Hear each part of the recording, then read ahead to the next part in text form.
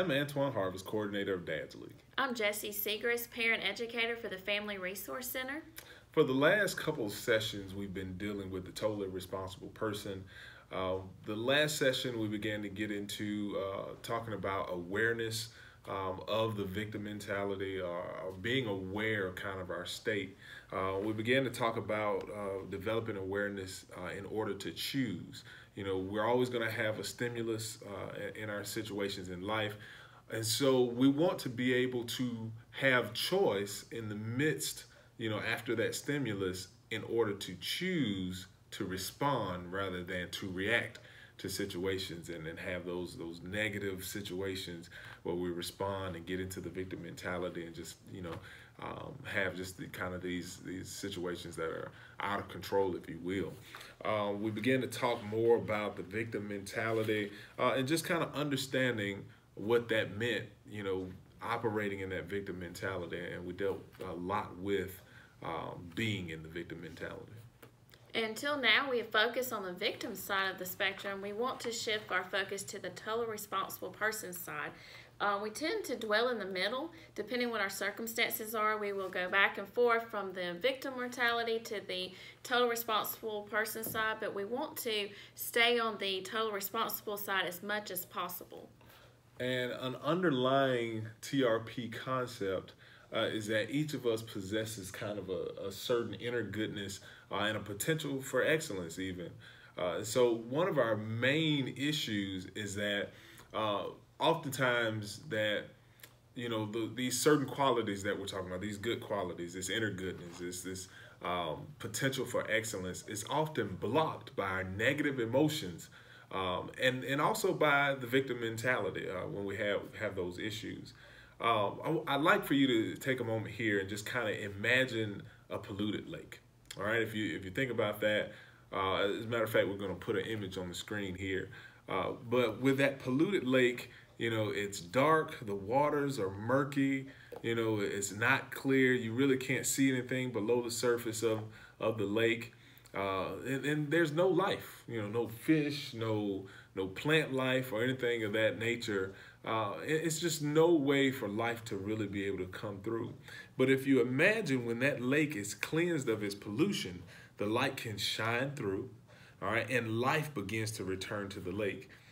And so just like that lake, that polluted lake that we're talking about, and then when it's cleansed, when our negative emotions no longer dominate us, our goodness and potential begin to shine through, freeing us to be positive, productive, and effective no matter what the circumstances are in our lives. We have a few quotes and a few, just kind of inspiring examples, if you will. This first one is from Sharon Komlos. She says that fear and rage are useless emotions. What do you think about that? Wow. Yeah, it's pretty strong. Fear and rage are useless emotions. Some people, think about the Incredible Hulk. He, he feels that, rage is what, kind of drives him in that kind of thing. But, she says that they're useless emotions. Another part of her quote here is that it's up to us to translate anger into action and strive for personal excellence. And that's actually one of the key concepts of being a totally responsible person. And I have a quote from Helen Keller. I thank God for my handicaps, for through them I have found myself, my work, and my God. Perhaps our challenges is to see how we can handle them. And we can recognize our strengths. That's good. And so the qualities and attitudes of the total responsible person is everything happens to me provides me with opportunities for learning and growth. I cannot blame anyone else for how I feel, what I do, or the attitude I choose. I shall seek no expectations to this belief, even when I'm not at fault. Very good.